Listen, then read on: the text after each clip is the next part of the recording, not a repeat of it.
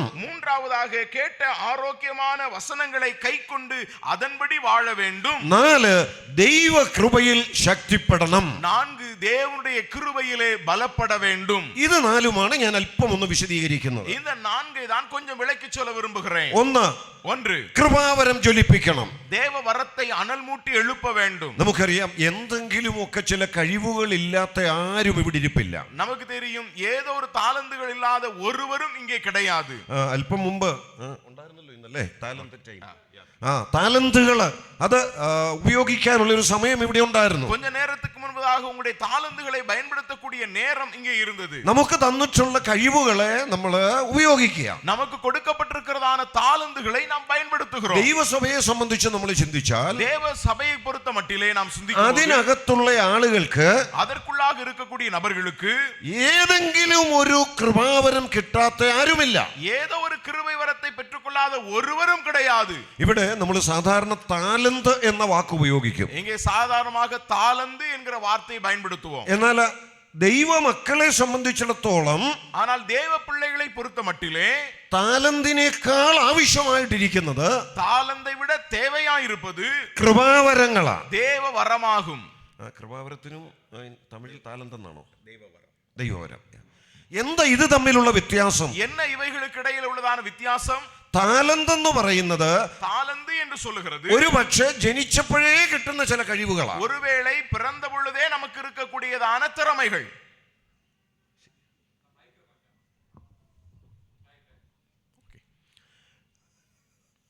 താലന്ത് എന്ന വാക്കുകൊണ്ട് അർത്ഥമാക്കുന്നത് தாளந்து என்கிறதான வார்த்தை கொண்டு சொல்லப்படுகிறது അവർ ജനിച്ചപ്പോഴേ അവർക്ക് ചില കഴിവുകൾ കിട്ടിയിട്ടുണ്ട്. அது பிறந்த பொழுதே நமக்கு சில திறமைகள் இருக்கிறது. ചിലപ്പം പാടാൻ ഒരു പ്രത്യേക കഴിവ് കാണാം. ஒருவேளை பாடுகிறதற்கு திறமை இருக்கலாம். ചിലപ്പം പ്രസംഗിക്കാനുള്ള ഒരു കഴിവ് കാണാം. சில வேளை பேசுகிறதுக்கு பிரசங்கிக்கிறதுக்கு சில திறமை ചിലപ്പം இருக்கலாம். വരയ്ക്കാനുള്ള കഴിവ് കാണാം. சிலருக்கு வரைகிற திறமை இருக்கலாம். ചിലപ്പോൾ അഭിനയിക്കാനുള്ള കഴിവ് കാണാം. சிலர்களுக்கு நடிக்கக்கூடியதான திறமை இருக்கலாம். ഇതൊക്കെ ഒരു കുഞ്ഞ് ജനിക്കുന്ന സമയത്തെ അതിന് ലഭിക്കുന്നതാണ്. இவைகளெல்லாம் ஒரு குழந்தை பிறக்கும் போதே அந்த குழந்தைக்கு கிடைக்கக்கூடியவைகள். അത് ലഭിക്കുന്നതിന് ചില കാരണങ്ങളുണ്ട്. அது கிடைக்கப்படுகிறதற்கு சில காரணங்கள் இருக்கு. ഒന്നുകിൽ ആ കുഞ്ഞിന്റെ പേരൻസിൽ ആർക്കെങ്കിലും ഈ കഴിവ് കാണും. ஒருவேளை அந்த കുழந்தையினுடைய பெற்றோருக்கு யாருக்காவது இந்த திறமைகள் இருக்கலாம். ഇനി അല്ലെങ്കിൽ അതിന്റെ ഗ്രാൻഡ് പേരൻസിൽ ആർക്കെങ്കിലും ആ കഴിവ് കാണും. இல்லை என்றால் அவர்களுடைய தாத்தா பாட்டிக்கு இந்த திறமைகள் இருக்கலாம். അങ്ങനെ ആ ട്രഡീഷണലി മാറി കൈമാറി കിട്ടുന്ന ചില കഴിവുകളാണ്. அவ்விதமாக அங்கே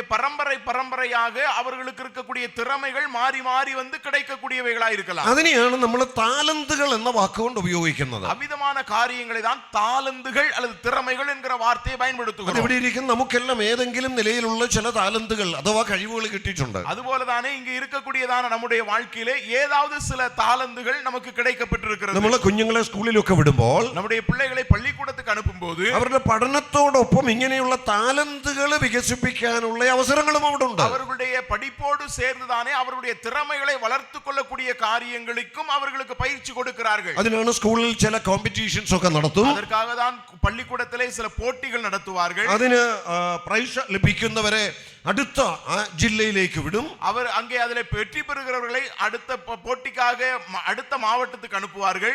അതിന് നമ്മളും പിന്നിൽ നിന്ന് അധ്വാനിക്കും. அதற்கு பின்னால் இருந்து நாம் அதற்காக பிரயாசப்படுவோம். അവരെ വിട്ടിരിക്കുന്ന സ്കൂളിലും അതിനുള്ള ക്രമീകരണങ്ങൾ ചെയ്യും. அவர்களை அனுப்பி இருக்கக்கூடிய பள்ளிக்கூடத்திலும் அப்படிப்பட்ட ஒழுங்குகளை வைத்திருப்பார்கள். അതിനെ നമ്മൾ പറയുന്നത് താലന്തുകൾ എന്ന വാക്കുകൊണ്ടാണ്. அதற்கு நாம் பயன்படுத்தக்கூடியது தாளந்துகள் என்கிற வார்த்தையை கொண்டு. ஆனால் കൃപാവരം എന്ന് പറയുന്നത് അതിൽ നിന്നും അല്പം വ്യത്യസ്തമാണ്. ദേവവരം എന്ന് ചൊല്ലുகிறது அதை விட சற்று வித்தியாசமானது. അതൊരു പക്ഷേ ജനിച്ചപ്പോഴേ കിട്ടിയതായിരിക്കത്തില്ല.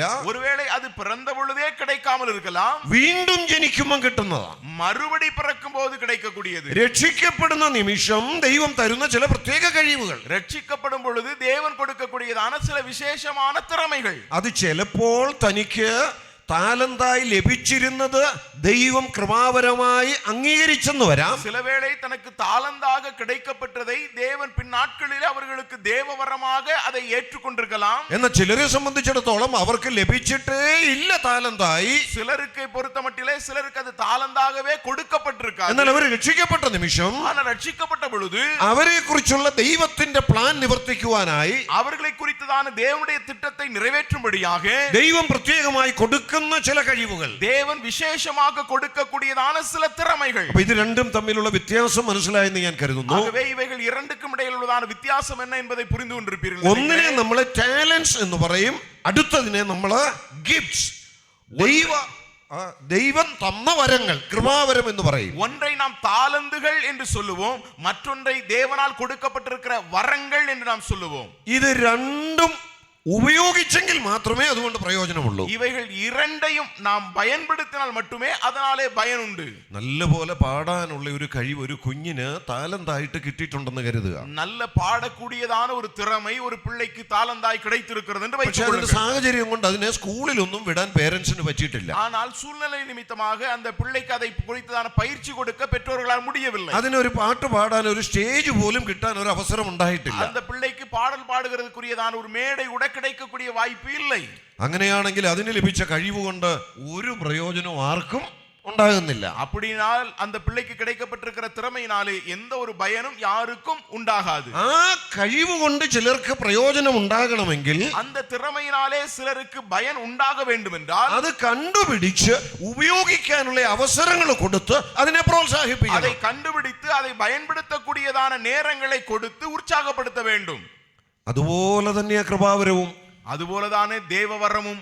നമുക്കൊക്കെ ഓരോരോ കൃപാവരങ്ങൾ ദൈവം തന്നിട്ടുണ്ട്. നാം ഓരോരുവർക്കും ദേവൻ കൃപയിൻ വരത്തെ കൊടുത്തിരിக்கிறார். പ്രത്യേകിച്ച് യൂത്ത്സിനോട് ഞാൻ ഇങ്ങനെ പറയട്ടെ, വിശേഷமாக വാലിബർകളെ ഞാൻ இப்படி சொல்கிறேனே, നമ്മളൊക്കെ രക്ഷിക്കപ്പെട്ട സമയത്ത് ദൈവം ചില പ്രത്യേക ശുശ്രൂഷകൾ, ചില പ്രത്യേക കഴിവുകൾ കൃപാവരം എന്നുള്ള നിലയിൽ നമുക്ക് ഓരോരുത്തർക്കും തന്നിട്ടുണ്ട്. നാം രക്ഷിക്കപ്പെട്ടதான നിലയിലെ ദേവൻ നമ്മ എല്ലാവർക്കും വിശേഷിത്തதான താലന്തുകളെ കൃപை வரங்களை ആണ്ടവൻ നമുക്ക് കൊടുത്തിരിக்கிறார். അത് എന്തിനാ ദൈവം തന്നിരിക്കുന്നത്? എதற்காக ദേവൻ കൊടുത്തിരിக்கிறார்? നാം മുൻപോട്ട് ദൈവസഭയിൽ ജീവിക്കുമ്പോൾ, നാം തുടർന്ന് ദേവനുடைய സഭയിലെ ഇരിക്കുമ്പോൾ ഈ കൃപാവരം കൊണ്ട് സഭയ്ക്ക് പ്രയോജനമുണ്ടാകണം. இந்த கிருபை வரத்தினாலே சபைக்கும் பயன் உண்டாக வேண்டும். അപ്പം യൂത്ത്സിനോട് ഞാൻ പ്രത്യേകം ഇങ്ങനെ പറയട്ടെ, ஆகவே வாலிபர்களிடத்திலே விசேஷமாய் இப்படி சொல்கிறேனே, നിങ്ങൾക്കുള്ള കഴിവുകൾ കൊണ്ട് നിങ്ങളുടെ സഭയ്ക്ക് പ്രയോജനമുണ്ടാകണം. உங்களுடைய திறமையினாலே உங்களுடைய சபைக்கு பயன் உண்டாக வேண்டும். ദൈവം ഒരു കൃപാവരം തന്നിട്ടുണ്ടെങ്കിൽ தேவன் உங்களுக்கு ஒரு தேவ வரத்தை கொடுத்திருப்பார் என்றால் അത് ദൈവസഭയ്ക്ക് വേണ്ടി ഉപയോഗിക്കാനുള്ളതാണ്. அதை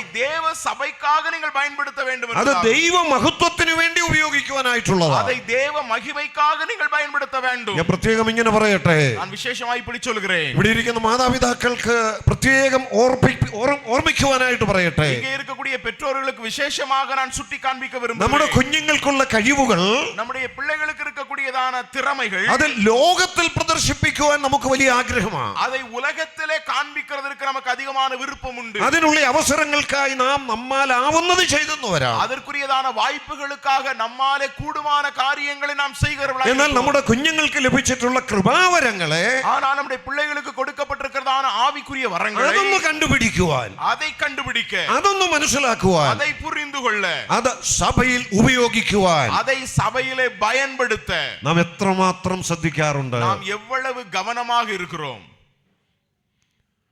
നമ്മൾ സാധാരണ കുഞ്ഞുങ്ങളെ സ്കൂളിൽ വിട്ടാൽ, நாம் சாதாரணமாக பிள்ளைகளை பள்ளிக்கூடத்திற்கு அனுப்பும்போது കുഞ്ഞുങ്ങളുടെ പഠനത്തിൽ ശ്രദ്ധിക്കുന്ന മാതാപിതാക്കള്, பிள்ளைகளுடைய படிப்பிலே கவனமாக இருக்கக்கூடிய பெற்றோர்கள் ഇടയ്ക്കിടയ്ക്ക് അവരെ പഠിപ്പിക്കുന്ന ടീച്ചേഴ്സിനെ ചെന്നൊന്ന് കാണും. இடையிடையிலே அவர்களுக்கு கற்றுக் கொடுக்கக்கூடிய ஆசிரியர்களை போய் பார்ப்பார்கள். അവരുടെ ക്ലാസ് ടീച്ചർ ഏതാണെന്നുള്ളത് ചോദിച്ചറിയും. அவர்களுடைய வகுப்பு ஆசிரியர் யார் என்பதை கேட்டு வைத்திருப்பார்கள். ഇടയ്ക്ക് പേരൻസിന്റെ മീറ്റിംഗ് ഒക്കെ വെക്കും. இடையிடையே பெற்றோர்களுடைய கூட்டம் நடக்கும். അവിടെ ചെല്ലുമ്പോൾ ആ ടീച്ചറിനെ കാണണം. அங்கே போகும்போது அந்த ஆசிரியரை பார்ப்பார்கள். പഠനത്തെ കുറിച്ചൊക്കെ ചോദിച്ചു മനസ്സിലാക്കും. அவ்விதமாக பிள்ளைகள் எப்படி படிக்கிறார்கள் என்பதை குறித்து கேட்டு ആ வைப்பார்கள். കുഞ്ഞിന് എന്തെങ്കിലും കഴിവുകൾ ഉണ്ടെങ്കിൽ അത് ഉപയോഗിക്കാൻ അവസരമുണ്ടോ എന്ന് അവിടെ ചോദിക്കും. அந்த பிள்ளைகளுக்கு ஏதாவது திறமைகள் இருக்கிறது என்றால் அதை பயன்படுத்துகிறதான வாய்ப்பு இருக்கிறதா என்று கேட்பார்கள். ഇങ്ങനെ ചെയ്യുന്നവരാ സാധാരണ മാതാപിതാക്കൾ. இதை செய்கிறவர்கள்தான் சாதாரணமாக பெற்றோர்கள். അത് നല്ല കാര്യം, அது நல்ல விஷயம், വളരെ ശ്രദ്ധിക്കണം. மிக கவனிக்க வேண்டும். എന്നാൽ ഞാൻ ഒരു പടി കടന്ന് ചോദിക്കട്ടെ, ஆனால் ஒருபடி கடந்து நான் கேட்கிறேன். നമ്മുടെ കുഞ്ഞുങ്ങളെ സൺഡേ സ്കൂളിന് പറഞ്ഞു വിടുന്നിടത്ത്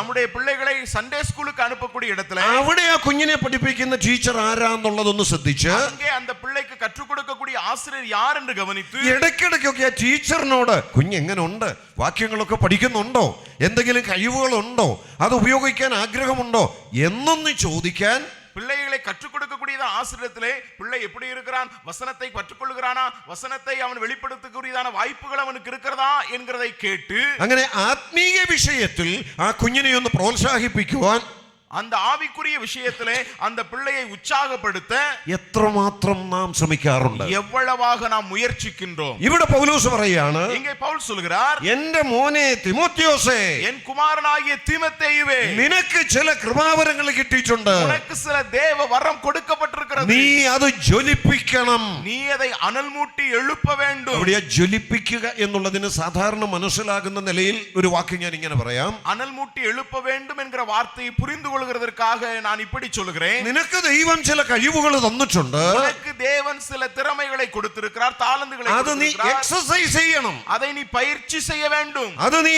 ഉപയോഗിക്കുമ്പോഴാണ് அதை நீ பயன்படுத்துவதுதான் അതുകൊണ്ട് മറ്റുള്ളവർക്ക് പ്രയോജനം ഉണ്ടാകുന്നത്. அதன் நிமித்தமாக மற்றவர்களுக்கு பயன் உண்டாகும். എത്രമാത്രം നമുക്ക് ലഭിച്ച കൃപാവരങ്ങൾ സഭകളിൽ നാം ഉപയോഗിക്കുന്നുണ്ട്. நாம் எவ்வளவாக நமக்கு கொடுக்கப்பட்டிருக்கிற கிருபை வரங்களை சபைகளிலே பயன்படுத்துகிறோம். നമ്മുടെ സഭകളെയൊക്കെ നമ്മളൊന്ന് ശ്രദ്ധിച്ചാൽ நம்முடைய சபைகளை நாம் கவனிப்போம் என்றால் എന്തെങ്കിലുമൊക്കെ ശുശ്രൂഷകൾ ചെയ്യുന്ന കുറച്ചു പേര് കാണും. ஏதாவது சில காரியங்களை செய்யக்கூடிய ஒரு சிலர் இருப்பார்கள். എന്നാൽ നല്ലൊരു പങ്ക് യുവാക്കളും ஆனால் அதிகமான வாலிபர்கள் അവിടെ ചെല്ലുന്നുണ്ട്, அங்க போவாங்க, കർത്തൃമേശയിലൊക്കെ പങ്കെടുക്കുന്നുണ്ട്. கர்த்தருடைய பந்தியிலே பங்கு பெறுவாங்க, അവരങ്ങ് മടങ്ങി പോകും. அப்படியே திரும்பி வந்துருவாங்க. അവരാ സഭയിലെ അംഗമാണെന്നുള്ളത് ശരിയാ. அவர்கள் சபையிலே ஒரு அங்கத்தினர்கள் என்கிறது சரிதான். അവരുടെ കഴിവുകൾ മുഴുവൻ പിന്നെ ഉപയോഗിക്കുന്നത് എവിടെയാ? அவருடைய திறமைகள் எல்லாம் பயன்படுத்துகிறது எங்கே? അത് സമൂഹത്തിലാ, அது சமுதாயத்திலே. ചിലപ്പോൾ അവർ രാഷ്ട്രീയത്തിലാ, ஒருவேளை அது அரசியலில் இருக்கலாம், ചിലപ്പോൾ അവർ മറ്റു ചില മേഖലകളിലാ, அல்லது வேறு சில இடங்களிலே பயன்படுத்தலாம். ചിലപ്പോൾ നാട്ടിലെ ആർട്സ് ക്ലബ് പോലുള്ള അത്തരം സംവിധാനങ്ങളിലാ, இல்லை என்றால் ஊரில் இருக்கக்கூடியதான கலை நிகழ்ச்சிகள் போன்றதான காரியங்களை செய்யும் பொழுது, അല്ലെ പഠിക്കുന്ന സ്കൂളിലോ കോളേജിലോ ആണ് ആ കഴിവുകൾ ഉപയോഗിക്കുന്നത്. இல்லை என்றால் படிக்கக்கூடியதான பள்ளிக்கூடத்திலேயோ கல்லூரியிலோ தங்களுடைய திறமைகளை அவர்கள் வெளிப்படுத்துவார்கள். നമ്മുടെ സഭയുമായി നമ്മുടെ ബന്ധം എന്താ? ஆனால் சபையோடு என்ன தொடர்பு இருக்கிறது? എന്തിനാ ദൈവം ചില കൃപാവരങ്ങൾ തന്നിട്ടുള്ളത്? எதற்காக தேவன் சில கிருபை வரங்களை கொடுத்திருக்கிறார்? അത് സഭകളിൽ ഉപയോഗിക്കുവാനാ, அது சபைகளில் பயன்படுத்தும்படியாக. ഇവിടെ പ്രായമുള്ളവരും ഇരിപ്പുണ്ടല്ലോ, இங்கே வயதானவர் வயது முதிர்ந்தவர்கள் இருக்கிறீர்கள் அல்லவா? ഒരുപക്ഷെ സഭയുടെ ചില ചുമതലപ്പെട്ടവരും ഇവിടെ ഇരിപ്പുണ്ട്. ஒருவேளை சபையிலே பொறுப்புள்ளவர்களும் இருக்கிறீர்கள் அல்லவா? നിങ്ങളോടായിട്ട് ഞാൻ ഇങ്ങനെ പറയട്ടെ, உங்களிடத்தில் நான் இப்படி சொல்கிறேன், യുവാക്കളായ ആളുകളുടെ കഴിവുകൾ കണ്ടുപിടിക്കുവാനും അത് ജ്വലിപ്പിക്കാനുള്ള അവസരങ്ങൾ കൊടുക്കാനും നമുക്ക് കടപ്പാടുണ്ട്. வாலிபர்களுடைய திறமைகளை தாளந்துகளை கண்டுபிடிக்கவும் அதை அனல் மூட்டி எழுப்பி விடுகிறதுக்குரியதான பொறுப்பும் நமக்கு இருக்கிறது. തിമോത്തിയോസിനോട് ഒന്നാമത് പൗലോസ് അതാ പറയുന്നത്. தீமோத்தேயுவிடத்திலே பவுல் முதலாவது அதைதான் சொல்கிறார். ഇവിടെ ഈ ലേഖനത്തിന്റെ 1-ാം അധ്യായത്തിൽ തന്നെ പൗലോസ് പറയുകയാണ്, இந்த நிருபத்தினுடைய 1ஆம் அதிகாரத்தில் தானே பவுல் சொல்கிறார். പൗലോസ് അത് പറയുന്നതിന് ഒരു കാരണം കൂടിയുണ്ട്. பவுல் அங்கே அதை சொல்வதனுடைய ஒரு காரணம் கூட இருக்கிறது. ഇതുവരെ ഇവർ ഒന്നിച്ചായിരുന്നു പല ശുശ്രൂഷകൾക്കും പോയിരുന്നത്. இதுவரைக்கும் இவர்கள் இருவரும் இணைந்து பல ஊழியங்களுக்கு അപ്പൊ போயிருக்கிறார்கள். ഇവന് ചില കൃപാവരങ്ങൾ ഉണ്ടെന്ന് പൗലോസിന് അറിയാം. இவனுக்கு சில ஆவிக்குரிய வரங்கள் இருக்கிறது என்பது பவுலுக்கு தெரியும். അത് പൗലോസ് ചില അവസരങ്ങളൊക്കെ ഒരുപക്ഷെ കൊടുത്തിട്ടുണ്ട്. சில சந்தர்ப்பங்களை பவுல் அவனுக்கு கொடுத்திருக்கிறார். ഇനിയിപ്പം പൗലോസ് ഇല്ല. இனி பவுல் இல்லை. ഈ കത്ത് എഴുതി കൊടുത്തു കഴിഞ്ഞ് അധികം താമസിയാതെ പൗലോസ് ഇവിടെ നിന്ന് മാറ്റപ്പെട്ടു. இந்த கடிதம் எழுதி கொடுக்கப்பட்டு பின்பு சில காலங்களுக்குள்ளாக பவுல் மாற்றப்படுகிறார். അതൊരു പക്ഷെ അറിഞ്ഞുകൊണ്ട് പൗലോസ് പറയുകയാണ്, ஒருவேளை அதை அறிந்து கொண்டு பவுல் சொல்கிறார், ഇനി ഞാനില്ല, இனி நான் இல்லை, പക്ഷെ നീ വേണം മുൻപോട്ട് പോകാൻ. ஆனால் நீ தொடர்ந்து முன்னேற வேண்டும். നിനക്ക് ചില ശുശ്രൂഷകൾ ദൈവം തന്നിട്ടുണ്ട്. உனக்கு சில ஊழியங்களை தேவன் கொடுத்திருக்கிறார். അത് ചെയ്യാൻ വേണ്ടി அதை செய்யும்படியாக നമ്മൾ അടുത്ത വാക്യം ഒന്ന് വായിച്ചു, 7-ാം വാക്യം. அதனுடைய 7ஆம் வசனத்தை கூட நாம வாசித்து பார்க்கலாமே. 6-ാം വാക്യത്തിൽ പറയാണ്, കൃപാവരം ജ്വലിപ്പിക്കണം എന്ന് നിന്നെ ഓർമ്മപ്പെടുത്തുന്നു. அங்கே 6ஆம் வசனத்தை வாசிக்கிறோம், தேவவரத்தை நீ அனல் மூட்டி எழுப்பி விடும்படி உனக்கு എന്നിട്ട് நினைத்து. അടുത്ത 7-ാം വാക്യം പറയാണ്, அடுத்து 7ஆம் வசனத்திலே வாசிக்கிறோம், ഭീരുത്വത്തിന്റെ ആത്മാവിനെ അല്ല നിനക്ക് തന്നിരിക്കുന്നേ நமக்கு பயமுள்ள ஆவியை தேவன் கொடுக்கவில்லை എന്ന് പറഞ്ഞാൽ എന്താ അതിന്റെ അർത്ഥം? என்று சொன்னால் அதனுடைய அர்த்தம் என்ன? സാധാരണ നമുക്കൊക്കെ ഒന്ന് എഴുന്നേറ്റ് വല്ലോ ഒന്ന് ചെയ്യാനായിട്ടുള്ള പ്രശ്നം എന്താ, തടസ്സം എന്താ? சாதாரணமாக நாம் எழுந்து சில காரியங்களை செய்கிறதுக்குரியதான தடை என்ன? പേടിയ, ഭയമാ, பயம் நமக்கு இருக்கிறது. എഴുന്നേറ്റ് കഴിയുമ്പോഴത്തേന് എല്ലാവരുടെ മുഖത്തോട്ടൊക്കെ നോക്കുമ്പോഴത്തേന് കൈ വിറയ്ക്കുക. எழுந்து நின்று எல்லாருடைய முகத்தை பார்க்கும் போதே கை நடுங்குது. എൻ്റെ സമപ്രായക്കാരനായ ഒരു സഹോദരൻ ഞങ്ങളുടെ സഭയിലുണ്ട്. என்னுடைய வயதுக்குத்ததான ஒரு சகோதரன் எங்களுடைய சபையிலே உண்டு. എൻ്റെ സമപ്രായക്കാരൻ ഒരാളല്ല, പലരുണ്ട് ഞങ്ങളുടെ സഭയിൽ. என்னுடைய சம வயதுள்ளதான ஒருவர் அல்ல, அநேகருடைய சபையில் இருக்கிறாங்க. എന്നാൽ അതിൽ ഒരാൾ ഒരു ദിവസം എന്നോട് വന്ന് ഇങ്ങനെ പറഞ്ഞു. ஆனா அதுல ஒருத்தர் ஒரு நாள் என்னிடத்துல வந்து இப்படி சொன்னார். അദ്ദേഹത്തിന് വല്ലപ്പോഴും ഒക്കെ ഒന്ന് സഭയിൽ എഴുന്നേറ്റ് വല്ലോ ഒക്കെ ഒന്ന് പറയണമെന്നുണ്ട്. அவருக்கு சபையிலே போயாவது ஏதாவது எழுந்து நின்று பேச வேண்டும் என்று விருப்பம் உண்டு. ആരാധനയുടെ സമയത്തൊന്ന് എഴുന്നേറ്റ് ഒരു വാക്യം വായിച്ച് ഒരു 3-4 മിനിറ്റ് ഒരു ചിന്ത പറയണമെന്ന് ആഗ്രഹമുണ്ട്. ஆராதனை சந்தர்ப்பத்திலே எழுந்திருந்து ஒரு வசனத்தை வாசித்து 3-4 நிமிடங்கள் ஒரு சிந்தனை பகிர்ந்து கொள்ள வேண்டும் என்ற விருப்பம் உண்டு. അതുകൊണ്ട് വല്ലപ്പോഴും ഒന്ന് എഴുന്നേക്കും. அவர் எப்பயாவது எழுந்திருப்பாரு, എഴുന്നേറ്റൊരു വാക്യം വായിക്കും. எழுந்திருந்து வசனத்தை வாசிப்பாரு. അത് കഴിയുമ്പോഴത്തേന് കൈയൊക്കെ വിറയ്ക്കാൻ തുടങ്ങും. அது வாசிச்சதுக்கு அப்புறம் கையெல்லாம் நடுங்க ஆரம்பிச்சிரும். പുസ്തകം മടക്കി അങ്ങ് പോയിരിക്കും. அதுக்கப்புறம் பைபிளை மூடி வச்சுட்டு உட்கார்ந்துருவாரு. പിന്നീട് അതിൽ നിന്നൊരു ചിന്ത പറയാൻ ഒരു ധൈര്യമില്ല. அதற்கு தொடர்ந்து ஒரு சிந்தனையை சொல்லுகிறதற்கு அவருக்கு தைரியம் இல்லை. ഒരു കുറെ പേരുടെ മുമ്പിൽ എഴുന്നേറ്റ് നിൽക്കാനുള്ള ഒരു ഭീരുത്വം. அதாவது கொஞ்ச பேருக்கு முன்னால எழுந்து நிக்கக்கூடியதுக்குரியதான ஒரு பயம். ഒരു ദിവസം എന്നോട് ഇങ്ങനെ ചോദിച്ചു. ஒரு நாள் இடத்துல இவர் இப்படி கேட்டார், ഒരു 3 മിനിറ്റ് എഴുന്നേറ്റ് എന്തെങ്കിലും പറയാൻ എന്നെ കൊണ്ട് പറ്റുന്നില്ല. ஒரு 3 நிமிஷம் எழுந்து நின்னு மத்தவங்களுக்கு முன்னால பேசுறதுக்கு என்னால முடியல. ഇതെങ്ങനെ സഹോദര, ഈ 1 മണിക്കൂറും മറ്റും ഇത്രയും പേരുടെ മുഖത്ത് നോക്കി നിന്നുകൊണ്ട് പ്രസംഗിക്കുന്നത്? எப்படி சகோதரா 1 மணி நேரம் இத்தனை பேருடைய முகத்தை பார்த்து நீங்க பிரசங்கம் பண்றீங்கன்னு கேட்டாரு. ആ സഹോദരൻ അത് ചിന്തിക്കാൻ പറ്റുന്നില്ല. அந்த സഹോദരனால யோசிக்க முடியல. കാരണം എഴുന്നേറ്റ് നിന്ന് കഴിയുമ്പോൾ, காரணம் எழுந்து நிக்கும் போதே ആരുടെയെങ്കിലും മുഖത്തോട്ട് നോക്കിയാൽ, யாராவது മുഖത്തെ பார்த்தா എനിക്ക് ആകെ പറയല് തുടങ്ങും. அப்படியே அவருக்கு நடுக்க வந்துருது. ഇപ്പൊ അല്പമാറ്റമൊക്കെ വന്നു തുടങ്ങിയിട്ടുണ്ട്. இப்ப கொஞ்சம் அவருக்கு மாற்றம் வந்திருக்கு. ഇപ്പൊ എഴുന്നേറ്റ് ഒന്ന് സ്തോത്രം ചെയ്യാൻ തുടങ്ങി. இப்ப எழுந்து ஸ்தோத்திரம் பண்ண தொடங்கிட்டாரு. അതാ ആരുടെ മുഖത്ത് നോക്കണ്ട, കണ്ണടച്ചു പിടിച്ചു. காரணம் யார் முகத்தையும் பார்க்க வேண்டாம்ல, கண்ணை மூடிட்டே அப்படி ஸ்தோத்திரம் பண்ணிரும். അപ്പൊ അങ്ങനെ അല്പമാറ്റം വന്നു തുടങ്ങിയിട്ടുണ്ട്. ஆகவே கொஞ்சம் மாற்றம் வந்திருக்கிறது. എന്തിനാ ദൈവം കൃപാവരം തന്നിരിക്കുന്നത്? ஏன் ഇത് கொடுக்கப்பட்டிருக்கிறது? സഭയിൽ ഉപയോഗിക്കാനാ? സഭയിലെ பயன்படுத்த. എന്തിനാ പേടിക്കുന്നേ? ஏன் பயப்பட வேண்டும்? ദൈവം നമുക്ക് തന്റെ ആത്മാവിനെ തന്നിട്ടുണ്ട്. தேவன் தம்முடைய ஆவியை நமக்கு கொடுத்திருக்கிறார். അതെങ്ങനത്തെ ആത്മാവാ? அது எப்படிப்பட்டதான ஆவி? ഭീരുത്വത്തിന്റെ ആത്മാവിനെ അല്ല, பயத்தின் ஆவியை அல்ல. അപ്പൊ നമ്മൾ പേടിക്കേണ്ട ആവശ്യമില്ലെന്ന് അവിടെ പറയുന്നത്. ஆகவே நாம் பயப்பட வேண்டிய அவசியம் இல்லை என்றுதான் இங்கே சொல்லப்பட்டிருக்கிறது. സഹോദരങ്ങളെ, ഞാൻ ഒരു കാര്യം എടുത്ത് ഇങ്ങനെ പറയട്ടെ. സഹോദരങ്ങളെ, ഒരു വിഷയത്തെ ഞാൻ എടുത്തു சொல்ல വിரும்புகிறேன். നമുക്കൊക്കെ ലഭിച്ച കഴിവുകൾ ഉപയോഗിക്കേണ്ട മേഖല എന്ന് പറയുന്നത് നമ്മെ ദൈവമാക്കി വെച്ചിരിക്കുന്ന സ്ഥലം സഭയാണ്. நமக்கு கொடுக்கப்பட்டிருக்கிறதான வரங்களை பயன்படுத்தும்படியாக தேவன் ஏற்படுத்தி வைத்திருக்கக்கூடியதான இடம் என்கிறது. എത്രമാത്രം സഭയിൽ നാം പ്രയോജനപ്പെടുന്നുണ്ട്, எவ்வளவாக நாம் சபையிலே பயன்படுகிறோம், എത്രമാത്രം നമ്മെ കൊണ്ട് സഭയ്ക്ക് ആത്മീയ പ്രയോജനമുണ്ട്, எந்த அளவுக்கு நம் நிமித்தமாக சபையிலே ஆவிக்குரிய பயன் உண்டாகிறது. ഈ കൃപാവരം എന്ന് പറയുന്നത് இந்த ஆவிக்குரிய வரம் என்கிறது എല്ലാവർക്കും ഒന്നല്ല തന്നിരിക്കുന്നത്. எல்லாருக்கும் ஒரே வரம் அல்ல, വ്യത്യസ്തങ്ങളാ. வித்தியாசம் இருக்கிறது. അവരവർക്ക് കിട്ടിയത് ഏതാന്ന് അവർ തിരിച്ചറിയണം. அவரவருக்கு என்ன கொடுக்கப்பட்டிருக்கிறது என்கிறதை வகையறுக்க അതാണ് ഉപയോഗിക്കേണ്ടത്. அதுதான் நாம் பயன்படுத்த வேண்டும். കിട്ടാത്തത് ഉപയോഗിക്കാനും ശ്രമിക്കണ്ട. கிடைக்கப்பெறாதை நாம் பயன்படுத்த முயற்சிக்க கூடாது. ഇത് പ്രത്യേകിച്ച് പറയേണ്ട ഒരു കാര്യമാണ്. இது விசேஷமாய் சொல்ல வேண்டிய ஒரு விஷயம். ചിലപ്പം ചിലർക്കൊക്കെ சிலருக்கு சில நேரத்துல എന്താ കിട്ടിയ വരവെന്ന് അറിയത്തില്ല. அவங்களுக்கு என்ன வரம் கிடைச்சிருக்குன்னு தெரியாது. ആരെങ്കിലും എന്തെങ്കിലുമൊക്കെ ചെയ്യുമ്പോ അത് ചെയ്യണമെന്നുള്ള ആഗ്രഹം, யாராவது ஏதாவது செய்வாங்க, அதை பார்த்துட்டு அதை செய்யணும்னு இவங்களுக்கு விருப்பம். അത് ഗുണത്തെക്കാളേറെ ദോഷമാ ചെയ്യുന്നത്. அது நன்மையை விட தீமையை தான் அதிகமாய் கொண்டு வரும். ഞാൻ എന്റെ കാര്യം തന്നെ ചിലപ്പം പറയാറുണ്ട്. நான் என் காரியத்தை தானே சில நேரம் சொல்றதுண்டு. എനിക്ക് ദൈവവചനം പഠിപ്പിക്കാനും പ്രസംഗിക്കാനും ഒരു കൃപാവരം കിട്ടിയിട്ടുണ്ടെന്നുള്ള ബോധ്യമുണ്ട്. எனக்கு தேவனுடைய வசனத்தை கற்றுக் கொடுக்கும் பிரசங்கிக்கும் கூடியதான ஒரு கிருபை வரத்தை தேவன் எனக்கு கொடுத்திருக்கிறார் என்கிறதான அறிவு எனக்கு உண்டு. അതുകൊണ്ട് ഞങ്ങളുടെ സഭയിൽ അതിനുള്ള ധാരാളം അവസരങ്ങൾ ലഭിക്കുന്നുണ്ട്, സഭ തരുന്നുണ്ട്. ஆகவே அதற்குரியதான ஏராளமான வாய்ப்புகள் சபையில் எனக்கு கிடைக்கிறது, சபையாரும் கொடுக்கிறார்கள். മറ്റു സ്ഥലങ്ങളിലും പ്രസംഗിക്കാനും പഠിപ്പിക്കാനും ദൈവം അയക്കുന്നുണ്ട്. மற்ற இடங்களிலே பிரசங்கிக்கவும் கற்றுக் கொடுக்கவும் தேவன் அனுப்புகிறார். അങ്ങനെ ലഭിക്കുന്നിടത്ത് അവകാശമുണ്ടെങ്കിൽ ഞാൻ പോകുന്നുണ്ട്, ഈ ശുശ്രൂഷകള് ചെയ്യുന്നുമുണ്ട്. அவ்விதமாக நேரம் வாய்க்கக்கூடியதான சந்தர்ப்பங்களிலே நான் கடந்து போகிறேன், இந்த ஊழியங்களை நிறைவேற்றுகிறேன். എന്നാൽ ആരേലും എന്നെ ஆனால் யாராவது என்னைய ഒരു യോഗത്തിന് പാട്ട് പാടാൻ വരാവോന്ന് ചോദിച്ചാൽ ஒரு கூட்டத்துல பாட்டு பாட வர்றீங்களான்னு கேட்டா ഞാൻ ഏക്കത്തില്ല. நான் அதை ஏத்துக்கொள்ள மாட்டேன், ഞാൻ സമ്മതിക്കത്തില്ല. நான் ஒத்துக்கிட மாட்டேன். എന്താ കാര്യം അറിയാമോ? காரணம் என்ன தெரியுமா? അതിനുള്ള ഗിഫ്റ്റ് എനിക്ക് കിട്ടിയിട്ടില്ല. அதற்குரியதான வரம் எனக்கு கொடுக்கப்படல. ഞാൻ പാടാൻ പോയാൽ അതും പ്രസംഗം പോലിരിക്കും. நான் பாட போனேன்னா அது பிரசங்கம் மாதிரி இருக்கும். അതിന്റെ താളോ ഈണോ ഒക്കെ കേട്ടാൽ നിങ്ങൾക്ക് തോന്നും, കണ്ടോ ആ പാട്ട് അവിടെ നിന്ന് ഇങ്ങനെയൊക്കെ പ്രസംഗിക്കുകയാണല്ലോ എന്ന്. ஓ, அந்த தாளத்தையும் அந்த தாளம் அதனுடைய ராகம் இதெல்லாம் கேட்டீங்கன்னா அவர் பாட்டை பாடல, அவர் பாட்டை பிரசங்கம் பண்றாரு அப்படின்னு. ഒരു ദിവസം കുറെ വർഷങ്ങൾക്ക് മുമ്പ് ഒരു കൺവെൻഷന് ഞാൻ പ്രസംഗിക്കുകയാണ്. ஒரு அநேக வருஷங்களுக்கு முன்னால ஒரு நாள் ஒரு கன்வென்ஷன் கூட்டத்துல நான் பிரசங்கிக்கிறேன். അപ്പൊ ആ പ്രസംഗത്തിന്റെ വിഷയത്തോട് ബന്ധപ്പെട്ട് ഒരു പാട്ടിന്റെ 4 വരി ഞാനൊന്ന് പാടി. அப்போ அந்த பிரசங்கத்தோடு தொடர்புடையதான நிலையில ஒரு பாடலுடைய 4 வரியை நான் பாடினேன். 4 വരിയേ പാടിയുള്ളൂ. 4 വരി தான் பாடுனேன். പിന്നെ ആ പ്രസംഗം തുടർന്നു. அதை தொடர்ந்து நான் தொடர்ந்து பிரசங்கம் பண்ண ஆரம்பிச்சிட்டேன். പ്രസംഗമൊക്കെ കഴിഞ്ഞ് பிரசங்கம் எல்லாம் முடிஞ்சிட்டு ഒരു സഹോദരൻ എൻ്റെ ഇരിക്കെ വന്നു. ஒரு சகோதரன் இடத்துல வந்தாரு. എന്നോട് ഇങ്ങനെ പറഞ്ഞത്, என்கிட்ட வந்து இப்படி சொன்னாரு, എന്റെ സഹോദരൻ ആ പാട്ട് ഇങ്ങനെ പ്രസംഗിക്കാൻ പറ്റുമെന്ന് ഇപ്പോഴാണ് എനിക്ക് മനസ്സിലായത്. ஓ சகோதரா, இப்பதான் நான் தெரிஞ்சிச்சு அந்த பாட்டை இந்த மாதிரி பிரசங்கம் பண்ண முடியும் அப்படின்னு.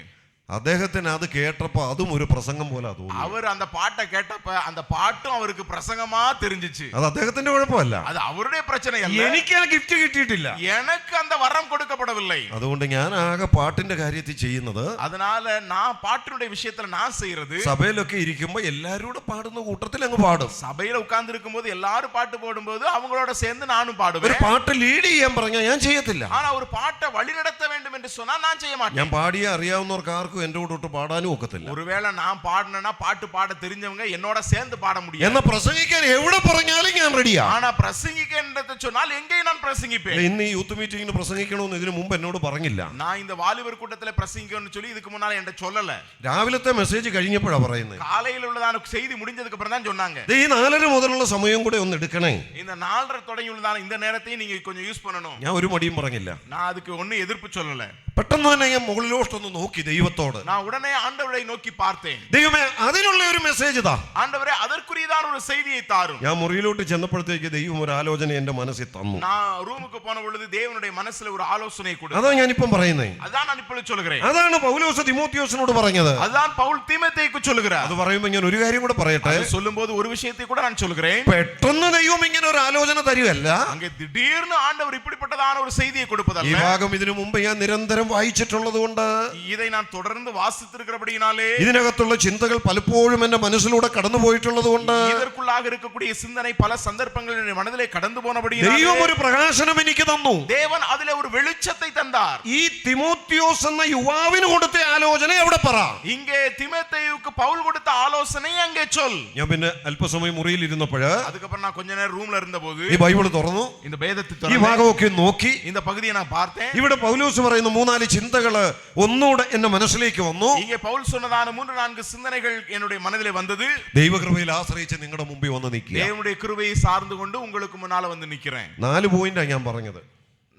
4 പോയിന്റ് അവിടുന്ന് ഞാൻ പറഞ്ഞു. 4 குறிப்புகள் உண்டு என்று சொன்னேன். പക്ഷേ ഇപ്പൊ പകുതി സമയം ആയപ്പോഴും ഒരു പോയിന്റ് തീർന്നിട്ടില്ല. ஆனா பாதி நேரமான பொழுது ஒரு குறிப்பு மட்டுமே நிறைவு பெற்றது. ഇനി ഇത് തന്നെ വിശദീകരിക്കണമെങ്കിൽ അടുത്ത സമയം കൂടെ വിശദീകരിക്കാം. ஓ, இது கூட நாம் விளக்கி சொல்ல வேண்டும் என்றால் அடுத்த ஒரு நேரம் வேணும். അങ്ങനെ ഒരു ഗിഫ്റ്റ് ദൈവം തന്നിട്ടുണ്ടെന്നുള്ള ബോധ്യം കൊണ്ടാണ് ആ ശുശ്രൂഷ. அப்படிப்பட்டதான ஒரு வரத்தை தேவன் கொடுத்திருக்கிறார் என்கிறதான உணர்வோடு கூட இந்த ஊழியத்தை நிறைவேற்ற. ഞാൻ പറഞ്ഞല്ലോ, പാടാനുള്ള ഗിഫ്റ്റ് എനിക്ക് കിട്ടിയിട്ടില്ല. நான் சொன்னேன்லவா, பாடக்கூடியதான வரம் எனக்கு கொடுக்கப்படவில்லை. പാടാനെന്നല്ല, പാടാനെന്ന് മാത്രമല്ല, அதாவது பாட முடியாத என்பது மட்டுமல்ல. ചിലയിടത്തൊക്കെ നാട്ടില് എന്നെ വിളിക്കും, സഹോദര ഞങ്ങളുടെ VBS പിള്ളേരെ ഒന്ന് പഠിപ്പിക്കാൻ വരാമോ? சில நேரங்கள்ல ஊர்ல என்னை கூப்பிடுவாங்க, பிரதர் VBS நடக்குது, கொஞ்சம் பிள்ளைங்களுக்கு கொஞ்சம் கற்றுக் கொடுக்க வர்றீங்களா? ഞാൻ ഇങ്ങനെ മറുപടി പറയും, நான் இப்படி பதில் சொல்லுவேன், എന്നെ അതിന് വിളിക്കേണ്ട, അതിന് കഴിവുള്ള വേറെ ആളുകളുണ്ട്. என்னை அதுக்கு கூப்பிட வேண்டாம், அதுக்கு திறமையுள்ள வேறு சிலர் இருக்கிறாங்க. ഞാൻ അവിടെ ചെന്ന് പിള്ളേരെ പഠിപ്പിച്ചാലും ഇതുപോലത്തെ പ്രസംഗമായി പോകും. நான் அங்க போய் பிள்ளைங்களுக்கு கற்றுக் கொடுத்தா இது போல ஒரு பிரசங்கமா மாறி போய், അത് അവർക്കൊട്ടും മനസ്സിലാകത്തുമില്ല, அது அவங்களுக்கு ஒண்ணும் புரியாது, അവരൊട്ടും ശ്രദ്ധിക്കത്തുമില്ല. அவங்க அதை கவனிக்கவும் மாட்டாங்க. അപ്പൊ അവരുടെ ശൈലിയിൽ ഇറങ്ങി അവരെ പഠിപ്പിക്കാൻ ഗിഫ്റ്റ് ഉള്ള ആളുകളുണ്ട്. ஆகவே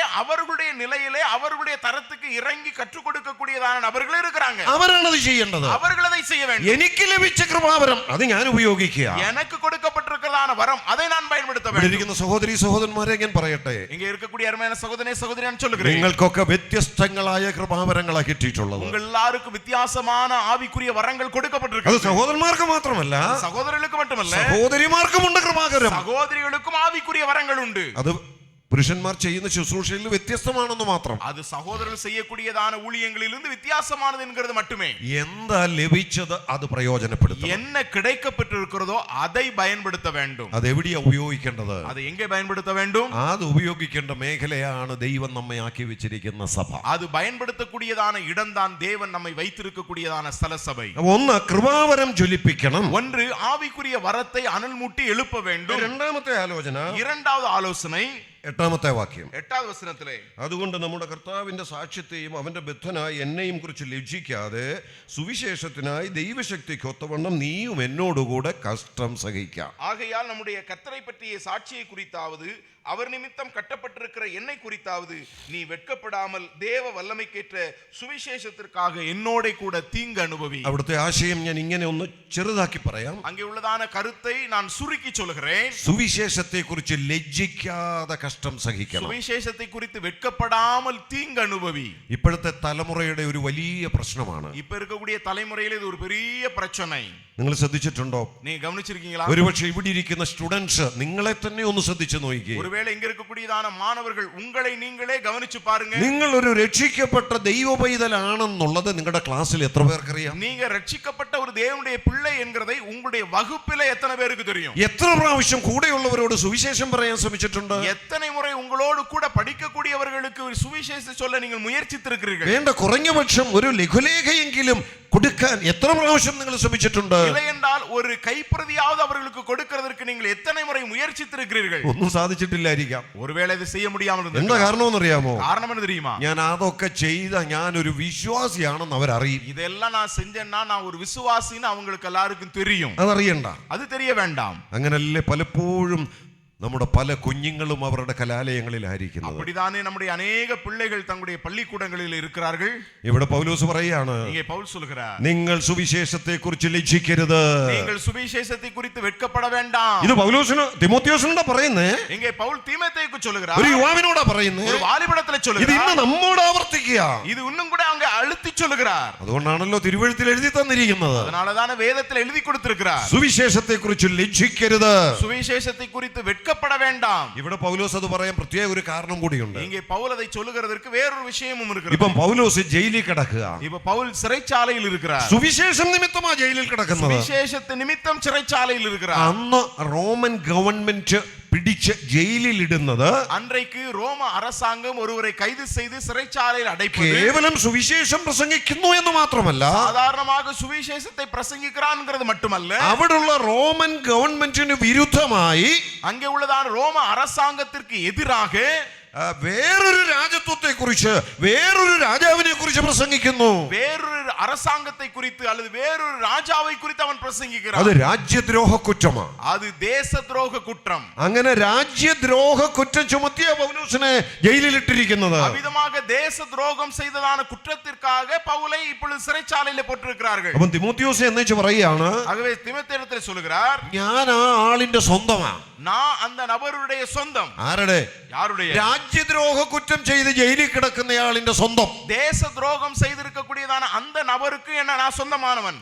നമ്മളാണേലും അങ്ങനെ ഒരാളുടെ ആളെ കുറിച്ച് സ്വന്തമാണെന്ന് പറയാൻ അല്പം മടിക്കും. அப்படிப்பட்ட நிலையில நாம இது மாதிரி இருக்கக்கூடிய ஒரு நபரோடு கூட நான் சொந்தம் அப்படின்னு சொல்றத நாம கஷ்டப்படுவோம். ഒത്തിരി കുഴപ്പങ്ങൾ ഉണ്ടാക്കി കൊലപാതകവും മോഷണവും ഒക്കെ നടത്തി ഒരാൾ ജയിലിൽ കിടക്കുകയാണെങ്കിൽ, ஒருவேளை நிறைய பிரச்சனை பண்ணி கொலை செய்து சிறைச்சாலையில் ஒருவர் இருக்கிறார் என்று வைத்துக் கொள்ளுங்கள். അത് നമ്മുടെ സ്വന്തമാണെ പോലും നമ്മൾ പറയത്തില്ല. அது ஒருவேளை நமக்கு ரொம்ப சொந்தமானவர்களா இருந்தாலும் கூட நம்ம சொல்ல மாட்டோம். നമുക്കത് ലജ്ജയാ. நாம அதுக்கு நமக்கு வெட்கம். ഒരു സമാന രംഗമാണ് ഇവിടെ. இங்க ஒரு அதுக்கு ஒத்த ஒரு நிலைதான் இங்க இருக்கிறது. രാജ്യദ്രോഹ കുറ്റമാണ്. தேச துரோகம் செய்திருக்கிறார். അപ്പൊ അവിടെ ചെന്നിട്ട് ஆகவே அங்கே போய் ഇത് എന്റെ സ്വന്തമാ இவர் என்னுடைய சொந்தம் എന്ന് പറയാൻ പലരും മടിക്കും. இப்படி சொல்றதுக்கு அநேகர் அங்க சங்கடப்படுவாங்க. ആ ഒരു പശ്ചാത്തലത്തിലാണ് പൗലോസ് പറയുന്നത്, அப்படிப்பட்டதான ஒரு பின்னணியில் தான் பவுல் சொல்கிறார், ഈ സുവിശേഷത്തെ കുറിച്ച് നീ ലജ്ജിക്കണ്ട. இந்த சுவிசேஷத்தை குறித்து நீ வெட்கப்பட வேண்டாம். സുവിശേഷത്തെ കുറിച്ച് ലജ്ജിക്കാൻ ആവശ്യമില്ല. சுவிசேஷத்தை குறித்து நீ வெட்கப்படாதே. പ്രിയ സഹോദരങ്ങളെ, ഞാൻ പറയട്ടെ, அருமையான சகோதரன் நான் சொல்லுகிறேனே, നീ ഒരു ദൈവ പൈതലാണെങ്കിൽ, நீ ஒரு தேவனுடைய பிள்ளையானால், നീ രക്ഷിക്കപ്പെട്ട ഒരു വിശ്വാസിയാണെങ്കിൽ, நீ ரட்சிக்கப்பட்ட ஒரு விசுவாசியானால், നീ പഠിക്കുന്ന കോളേജിൽ അത് അറിയാമായിരിക്കണം. நீ படிக்கக்கூடியதான கல்லூரியிலே அதை அறிந்திருக்க வேண்டும். அநேகர் കുറെ നാളുകൾ കൂടെ ഇരുന്ന് പഠിച്ചിട്ട്, கொஞ்ச நாட்கள் கூட இருந்து படித்து விட்டு പിന്നെ കുറെ കാലങ്ങൾ കഴിഞ്ഞ് കാണുമ്പോഴാണ് கொஞ்சம் ரொம்ப வருஷத்துக்கு அப்புறம் பார்க்கும்போதுதான் ഒരു വിശ്വാസിയാന്ന് അവർ അറിയുന്നത്. நீ ஒரு விசுவாசி என்று அவங்களுக்கு தெரியும். അപ്പം കാണുമ്പോൾ ചിലപ്പോ ഇങ്ങനെ ചോദിക്കും, ஒருவேளை அப்ப பார்க்கும்போது இப்படி கேட்பாங்க, അപ്പൊ നീ പണ്ടേ ഈ കൂട്ടത്തിലാണോ? அப்போ நீ முன்னாலேயே இந்த கூட்டத்துல இருக்கிறியா? അപ്പം ചിലപ്പം ഇങ്ങനെ മറുപടി പറയും, ஒருவேளை சில நேரம் இப்படி பதில் சொல்லுவோம், പിന്നെ ഞങ്ങൾ കുടുംബമായിട്ട് ഇതിനകത്തായിരുന്നു, ஆமா நாங்க குடும்பமா இதுக்கு இங்கதான் இருக்கிறோம், പക്ഷെ എനിക്കത് അറിയത്തില്ല. ஆனா எனக்கு அது தெரியாது. എന്താ അറിയാതെ പോയത്? ஏன் தெரியாம போச்சு? അത് വെളിപ്പെടുത്താൻ മടിയായിരുന്നു. அதை வெளிப்படுத்துகிறதுக்கு நமக்கு கஷ்டம். സുവിശേഷത്തെ കുറിച്ച് ലജ്ജിക്കുന്ന ഒരു മനോഭാവം. சுவிசேஷத்தை குறித்து வெட்கப்படக்கூடியதான ஒரு மனநிலை. ഇളയ സഹോദരങ്ങളോട് വളരെ വിനയത്തോടെ ഞാൻ പറയട്ടെ, இளைய சகோதரர்களிடத்திலே நான் மிக தாழ்மையோடு கூட சொல்லுகிறேன், സുവിശേഷത്തെ കുറിച്ച് ലജ്ജിക്കരുത്. சுவிசேஷத்தை குறித்து வெட்கப்பட வேண்டாம். ഞാനൊരു ദൈവ പൈതലാണെന്ന് പറയുവാൻ, நான் ஒரு தேவனுடைய பிள்ளை என்று சொல்ல, ഞാൻ ദൈവവചനം കൈകാര്യം ചെയ്യുന്ന വ്യക്തിയാണെന്ന് പറയുവാൻ, நான் தேவனுடைய வசனத்தை எடுக்கக்கூடிய ஒரு நபர் என்று சொல்ல, ഞാനൊരു വിശ്വാസി എന്ന് പറയുവാൻ நான் ஒரு விசுவாசி என்று சொல்ல ഒരിക്കലും മടിക്കണ്ട. ஒருபோதும் நீங்கள் வெட்கப்பட வேண்டாம். സുവിശേഷത്തെ കുറിച്ച് ലജ്ജിക്കരുത്. சுவிசேஷத்தை குறித்து வெட்கப்பட வேண்டாம். അങ്ങനെ ലജ്ജിക്കാതെ ജീവിച്ചാൽ, அவ்விதமாக வெட்கப்படாமல் வாழ்ந்தால் കഷ്ടം സഹിക്കേണ്ടി വരും. நாம தீங்கு அனுபவிக்க வேண்டி வரும். ചിലപ്പോൾ കളിയാക്കിയെന്ന് വരും, சில நேரம் கேலி பண்ணலாம், ചിലപ്പോൾ അവരുടെ കൂട്ടത്തിൽ കൂട്ടിയില്ലെന്ന് വരും, சில நேரம் அவங்களோட சேர்த்துக் கொள்ளாமல் இருக்கலாம், ചിലപ്പോൾ അവർ കാണിക്കുന്ന ചില കാര്യങ്ങളോട് യോജിക്കാൻ പറ്റിയില്ലെന്ന് വരും. சில நேரங்கள் அவங்க செய்யக்கூடிய சில காரியங்களோடு ஒத்துப்போக முடியாமல் போகலாம், കഷ്ടം സഹിക്കേണ്ടി വരും. பாடுகள் சகிக்க வேண்டி வரும். അവിടെയാണ് പൗലോസിന്റെ നിർദ്ദേശം. அங்கேதான் பவுல் அப்போஸ்தலனுடைய ஆலோசனை, സുവിശേഷത്തെ കുറിച്ച് சுவிசேஷத்தை குறித்து ലജ്ജിക്കാതെ வெட்கப்படாமல் കഷ്ടം സഹിക്കാം. தீங்கு அனுபவி. അത് കേവലം യുവ സഹോദരങ്ങളോട് മാത്രമല്ല, இது சாதாரணமாக வாலிபர்களோடு கூட மட்டுமல்ல, ഇവിടെ ഇരിക്കുന്ന മുതിർന്ന സഹോദരങ്ങളോടും ഞാൻ ഇങ്ങനെ ആവർത്തിച്ചു പറയട്ടെ. இங்கே இருக்கக்கூடியதான பெரியவர்களாய் இருக்கக்கூடிய சகோதர சகோதரிகளுக்கு சொல்கிறேன், കേവലം ഞായറാഴ്ചകളിൽ മാത്രമല്ല നാം വിശ്വാസിയായിട്ടിരിക്കേണ്ടത്. சாதாரணமாக ஞாயிற்றுக்கிழமையில மட்டும் நாம் விசுவாசிகளாய் இருப்பதல்ல, കേവലം നമ്മുടെ സഭായോഗങ്ങളിൽ വരുമ്പോൾ മാത്രമല്ല നാം വിശ്വാസികളായിട്ടിരിക്കേണ്ടത്. நம்முடைய சபையின் கூட்டங்களே வரும்போது மட்டும் நாம விசுவாசியாய் இருக்கிறதல்ல, നാം ജീവിക്കുന്ന സമൂഹം അതറിയണം. நாம் வாழக்கூடிய சமுதாயம் அதை அறிய வேண்டும். അത് അറിയണമെന്ന് ദൈവം ആഗ്രഹിക്കുന്നുണ്ട്. அதை அறிந்து கொள்ள வேண்டும் என்று தேவன் விரும்புகிறார். നിങ്ങൾ തമ്മിൽ തമ്മിൽ സ്നേഹിക്കുന്നുവെങ്കിൽ, நீங்கள் ஒருவரை ஒருவர் நேசிப்பீர்களாகில், നിങ്ങൾ എന്റെ ശിഷ്യന്മാരെന്ന് അവർ അറിയും എന്നാ കർത്താവ് പറഞ്ഞിട്ടുള്ളത്. நீங்களுடைய சீஷர்கள் என்று அவர்கள் அறிந்து கொள்வார்கள் என்று ஆண்டவர் சொல்கிறார். അത് അറിയണം. அதை அறிய வேண்டும். നിങ്ങൾ ക്രിസ്ത്യാനി എന്നവർ അറിയണം. நீங்கள் கிறிஸ்தவர்கள் என்பதை அறிய നിങ്ങൾ வேண்டும். വിശ്വാസി എന്നവർ അറിയണം. நீங்கள் விசுவாசிகள் என்பதை அவர்கள் നിങ്ങൾ அறிய வேண்டும். ബൈബിൾ പ്രകാരം ജീവിക്കുന്നവരെന്ന് അവർ അറിയണം. நீங்கள் வேத புத்தகத்தின்படி வாழ்கிறவர்கள் என்கிறதை அவர்கள் அறிய வேண்டும். സുവിശേഷത്തെ കുറിച്ച് ലജ്ജിക്കരുത്. சுவிசேஷத்தை குறித்து வெட்கப்பட வேண்டாம். ഇനി മൂന്നാമത്തേത് പൗലോസ് പറയുന്നത്, இனி மூன்றாவதாக பவுல் சொல்கிறார், 13ാമത്തെ വാക്യം, 13வது வசனம், എന്നോട് കേട്ട പത്യവചനം നീ ക്രിസ്തുയേശുവിലുള്ള വിശ്വാസത്തിലും സ്നേഹത്തിലും മാതൃകയാക്കിക്കൊള്ളുക. நீ கிறிஸ்து இயேசுவை பற்றும் விசுவாசத்தோடும் அன்போடும் என்னிடத்தில் கேட்டிருக்கிற ஆரோக்கியமான வசனங்களின் சட்டத்தை கைக்கொண்டிரு. എന്താ മൂന്നാമത്തെ ആലോചന? என்ன மூன்றாவது ஆலோசனை? ഞാൻ നിനക്ക് ആവശ്യത്തിന് വചനം പറഞ്ഞു തന്നിട്ടുണ്ട്. நான் உனக்கு தேவையான வசனங்களை சொல்லி ആ கொடுத்திருக்கிறேன். വചനത്തെ കുറിച്ച് പഥ്യവചനം എന്നാ പറഞ്ഞിരിക്കുന്നത്. அந்த வசனத்தை குறித்து ஆரோக்கியமான வசனம் என்று എന്നോട് சொல்லப்பட்டிருக்கிறது. കേട്ട ഈ പഥ്യവചനം என்னிடத்திலே கேட்டதான இந்த ஆரோக்கியமான வசனம் നീ മാതൃകയാക്കിക്കൊള്ളുക. நீ இதை கை கொண்டு மாதிரியாயிரு. എന്നാൽ അതിന്റെ അർത്ഥം എന്താ? என்றால் அதனுடைய அர்த்தம் ഈ என்ன? വചനം അനുസരിച്ച് നീ ജീവിക്കണം. இந்த வசனத்துக்கு கீழ்ப்படிந்து நீ வாழ வேண்டும். അപ്പൊ മൂന്നാമത്തെ ആലോചന, ஆகவே மூன்றாவது ஆலோசனை, ദൈവവചനം അനുസരിച്ച് ജീവിക്കണം. தேவனுடைய வசனத்துக்கு கீழ்ப்பட்டு வாழ வேண்டும்.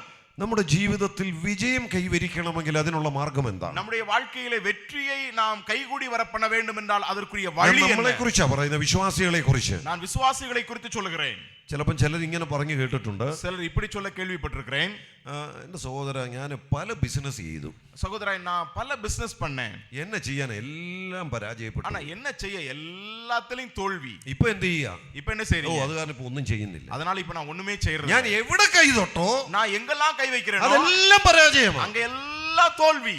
എന്താ അങ്ങനെ പരാജയപ്പെടാൻ കാരണം? ஏன் அப்படி தோல்வி வர காரணம்? ഒരു വിശ്വാസിയാ, ஒரு விசுவாசிதான், പക്ഷെ ജീവിതം മുഴുവൻ പരാജയം. ஆனால் வாழ்க்கை முழுவதும் தோல்வி.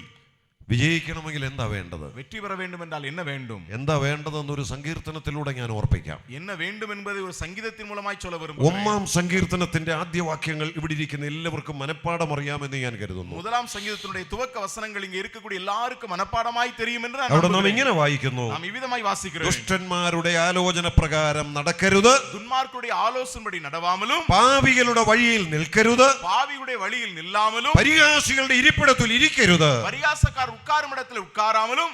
പിന്നെ എന്ത് ചെയ്യണം? அப்படினா என்ன செய்யணும்? கர்த்தருடைய வேதத்தின்படி தியானமாய் இருக்கிறோம். ഭാഗ്യവാൻ. അത് മലയാളത്തിൽ ഒന്ന് പറഞ്ഞു, അതൊന്ന് മലയാളത്തിൽ ഇങ്ങോട്ടൊന്ന് പറഞ്ഞു.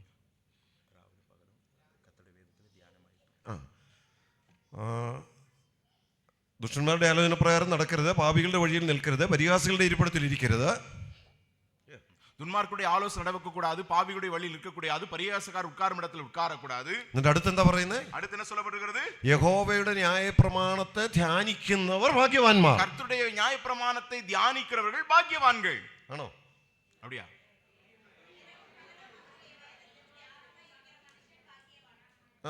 യഹോവയുടെ ന്യായപ്രമാണത്തെ രാവും പകലും ധ്യാനിക്കുന്നവൻ ഭാഗ്യവാൻ. கர்த்தருடைய பிரமாணத்தை இரவும் பகலும் தியானிக்கிறவன் பாக்கியவான். ആണോ? அப்படியா?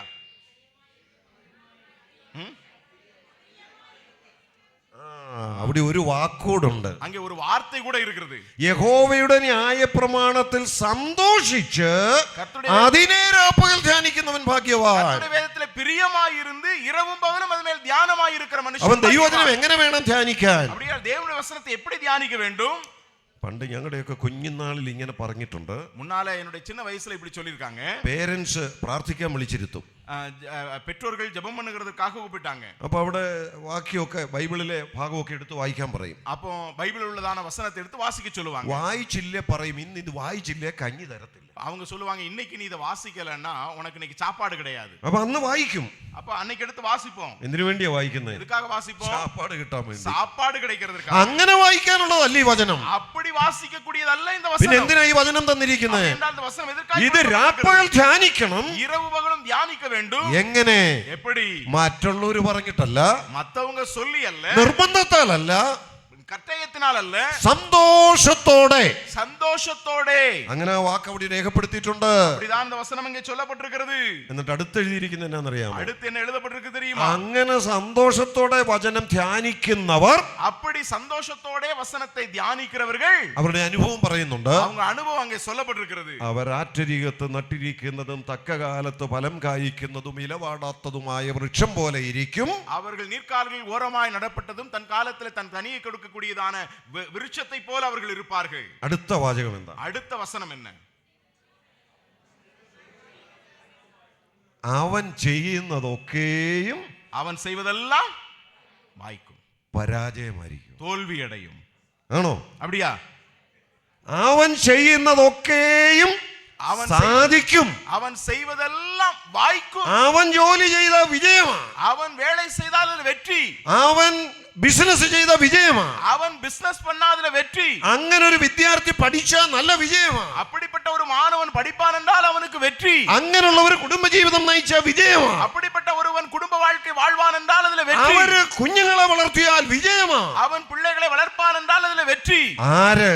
யார்? യഹോവയുടെ ന്യായപ്രമാണത്തിൽ സന്തോഷിച്ച് അതിനെ രാപ്പകൽ ധ്യാനിക്കുന്നവൻ ഭാഗ്യവാൻ. കർത്തരുടെ വേദത്തിലെ പ്രിയമായിருந்து இரவும் பகலும் அதிலே தியானமாய் இருக்கிற மனுஷன் பாக்கியவான். അവൻ ജീവിതത്തിൽ വിജയിക്കണമെങ്കിൽ എന്താ മാർഗം? அப்படி என்றால் வாழ்க்கையில வெற்றி பெற வேண்டும் என்றால் அதற்குரிய வழி என்ன? ദൈവവചനത്തിൽ സന്തോഷിക്കുന്ന ഒരു ഹൃദയം ഉണ്ടായിരിക്കണം. தேவனுடைய வசனத்திலே சந்தோஷப்படுகிற ஒரு இருதயம் இருக்க வேண்டும். ഈ ക്യാമ്പിൽ വന്ന ദൈവമക്കളായ നിങ്ങളോട് ഇനി ദൈവവചനം വായിക്കണമെന്നൊക്കെ ഞാൻ പറയേണ്ട ആവശ്യമുണ്ടോ? இனி இந்த முகாமுக்கு வந்த உங்களை பார்த்து தேவனுடைய வசனத்தை வாசிக்கணும்னு நான் சொல்ல வேண்டிய அவசியம் இருக்குதா? നിങ്ങൾ വായിക്കുന്നവരാ, நீங்க வாசிக்கிறவங்க தான். പക്ഷേ പറയണ്ട, ഞാൻ ഒന്നുകൂടെ എടുത്ത് ചോദിക്കട്ടെ. ஆனா நீங்க சொல்ல வேண்டாம், நான் மறுபடியும் ஒரு கேள்வி கேட்கிறேன். എത്രമാത്രം സന്തോഷത്തോടെ ദൈവവചനം വായിക്കുന്ന ഒരു മനസ്സ് നിങ്ങൾക്കുണ്ട്? தேவனுடைய வசனத்தை சந்தோஷத்தோடு கூட வாசிக்கக்கூடிய மனநிலை உங்களிலே இருக்கிறதா? ഒരു ദിവസം എനിക്കിത് വായിക്കാൻ പറ്റിയില്ലെങ്കിൽ എന്തോ ഒരു നഷ്ടം സംഭവിച്ചതുപോലെ, ஒரு நாள் இதை நான் வாசிக்கல அப்படின்னா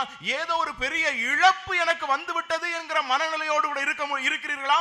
അങ്ങനെ ഒരു ചിന്ത മനസ്സിൽ വരാറുണ്ടോ? அப்படிப்பட்ட ஒரு மனநிலை உங்களுக்கு இருக்கிறதா? ഓ, ഇത് സന്തോഷത്തോടെ ധ്യാനിക്കാനുള്ളതാ. ஓ, இது சந்தோஷத்தோடு தியானிக்க கூடிய. അവിടെ എഴുതിയിരിക്കുന്ന വാക്ക് ഞാൻ ഒന്ന് എടുത്തു പറയട്ടെ. அங்கே எழுதப்பட்டிருக்கிற வார்த்தையை நான் எடுத்து சொல்றேன். യഹോവയുടെ ന്യായപ്രമാണത്തിൽ സന്തോഷിച്ച് கர்த்தருடைய வேதத்தில் பிரியமாயிருந்து അതിനെ രാപ്പകൽ വായിക്കുന്നവൻ ഭാഗ്യവാൻ. இரவும் பகலும் அவருடைய வேதத்திலே தியானமாய் இருக்கிற மனுஷன் பாக்கியவான். വായിക്കുന്നവൻ ഭാഗ്യവാൻ. வாசிக்கிறவன் பாக்கியவான். അങ്ങനെയാണോ എഴുതിയിരിക്കുന്നത്? அப்படியே எழுதி இருக்கிறது. ഞാൻ തെറ്റായിട്ട് പറഞ്ഞെങ്കിലും സഹോദരൻ അത് കറക്റ്റായിട്ടാ പരിഭാഷപ്പെടുത്തിയേ. நான் தவறாய் சொன்னாலும் சகோதரன் அதை சரியாய் மொழிபெயர்த்தார். ഞാനത് തെറ്റു പറഞ്ഞതല്ല, அது தவறாய் சொல்லவில்லை. അത് അങ്ങനെ അല്ല എഴുതിയിരിക്കുന്നതെന്ന് ഓർമ്മിക്കുക. அப்படி எழுதப்படவில்லை என்று நான் ഇത് சொல்றேன். വായിക്കുന്നവൻ ഭാഗ്യവാനെന്നല്ല എഴുതിയിരിക്കുന്നത്. இதை வாசிக்கிறவன் பாக்கியவான் என்று எழுதப்படவில்லை. പിന്നെ ആരാ ഭാഗ്യവാൻ? யார் பாக்கியவான்? ധ്യാനിക്കുന്നവൻ, தியானிக்கிறவன். ഞാൻ അതുകൊണ്ട് ഒരു കാര്യം ഇപ്പൊ നിങ്ങളോട് പറയാം. ஆகவே ஒரு காரியத்தை இப்பொழுது நான் சொல்கிறேன். ഇത് വായിക്കാനുള്ള പുസ്തകമല്ല. இது வாசிக்கக்கூடிய ஒரு புத்தகம் அல்ல. രക്ഷപ്പെട്ടല്ലേ? அப்ப அப்படியா, தப்பிச்சிட்டோமே. എല്ലാ ഉപദേശിമാരും പറയുന്നത് ബൈബിൾ വായിക്കണമെന്നാണ്. எல்லா போதகர்களும் பிரசங்கம் பண்றாங்க, வாசிக்கணும், பைபிள் അപ്പൊ வாசிக்கணும். ഇപ്രാവശ്യം ക്യാമ്പിന് പോയത് നന്നായി. இந்த முறை காம்புக்கு போனது ரொம்ப நல்லது. അവിടെ ഒരു ദൈവദാസം വന്ന് പറഞ്ഞു ഇത് വായിക്കാനുള്ള പുസ്തകമല്ല. அங்க ஒரு ஊழியக்காரர் வந்து சொன்னாரு இது வாசிக்க வேண்டிய ஒரு புத்தகம் அல்ல அப்படின்னு. പ്രയോജനമായോ? அப்படியா, உங்களுக்கு பயனா மாறிச்சா? ശരിയാ, ഇത് വായിക്കാനുള്ളതല്ല. ஆமா, இது வாசிக்க கூடிய ஒன்று அல்ல. ഞാനൊന്ന് ചോദിക്കട്ടെ. நான் ஒன்னு கேக்குறேனே. ഞാൻ എൻ്റെ വീട്ടില് நான் என்னுடைய வீட்டுல രാവിലെ എഴുന്നേറ്റ് വരുമ്പം പുറത്തേക്കൊക്കെ വരുമ്പം நான் காலையில எழுந்து வெளியே வரும்போது മലയാള മനോരമ പത്രം അവിടെ വന്ന് കിടപ്പുണ്ടായിരുന്നു. மலையாள மனோரமா என்கிறதான தினசரி பத்திரிகை எங்க இருக்கும். അപ്പൊ രാവിലെ അതൊന്ന് എടുത്തൊന്ന് നോക്കിയില്ലെങ്കിൽ എന്തോ ഒരു വലിയ காலையில அதை எடுத்து கொஞ்சம் பார்க்கல அப்படின்னா ஏதோ ஒரு சின்ன അത് പതിവായിട്ട് അങ്ങനെ കണ്ടും നോക്കിയും ഇരിക്കുന്നതുകൊണ്ട് அது எப்பவுமே வழக்கமா அதை எடுத்து பரட்டி பார்க்கக்கூடிய ஒரு பழக்கம் உண்டு. അതൊന്ന് എടുത്ത് വായിക്കും. அதை எடுத்து கொஞ்சம் வாசிப்பேன். അതെടുത്ത് വായിച്ചിട്ട് പിന്നെ എവിടെ കൊണ്ട് വെക്കുന്നതെന്ന് അറിയാമോ? அதை எடுத்து வாசிச்சதுக்கு அப்புறம் கொண்டு போய் எங்க வைப்பேன் தெரியுமா? അത് മാറ്റി വെച്ചേക്കുക. அதை ஓரமா வச்சிருவேன். നാളെ നേരം വെളുക്കുക. നാളെ നേരം വെളുക്കും.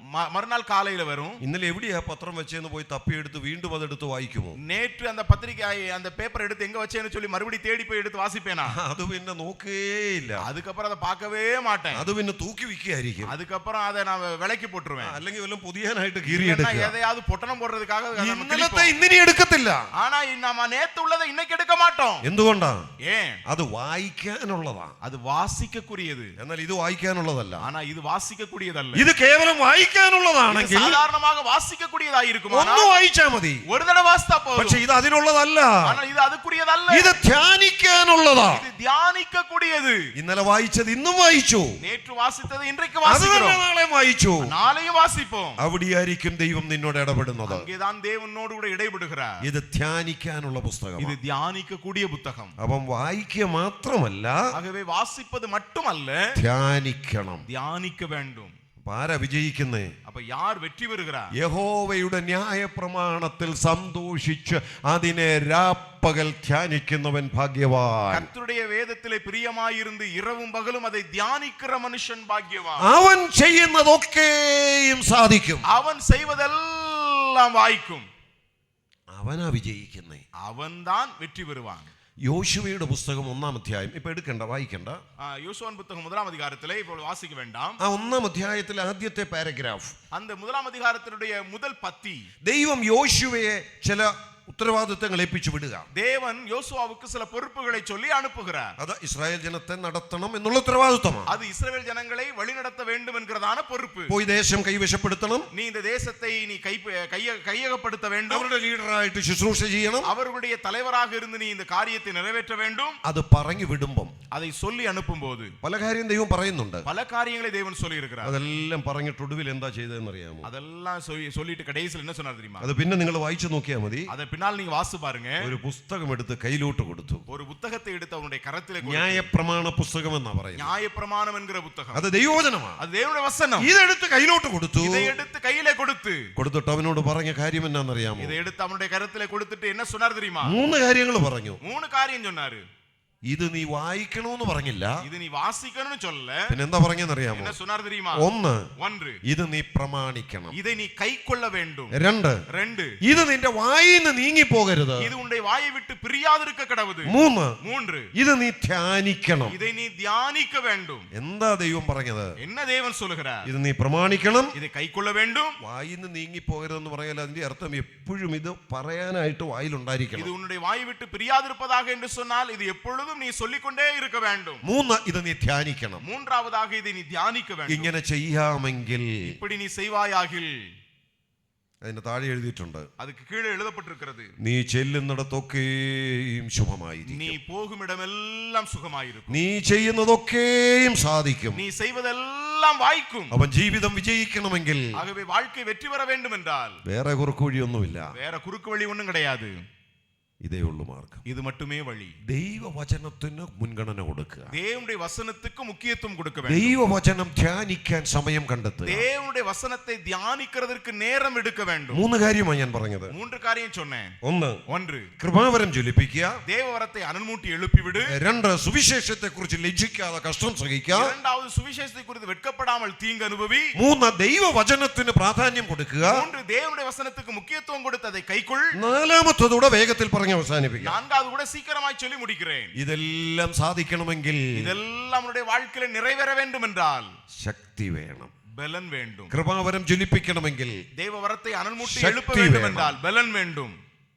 സുവിശേഷത്തെ കുറിച്ച് ലജ്ജിക്കാതെ നിൽക്കണമെങ്കിൽ சுவிசேஷத்தை குறித்து வெட்கப்படாமல் இருக்க வேண்டும் என்றால் ശക്തി വേണം. பலன் வேண்டும்.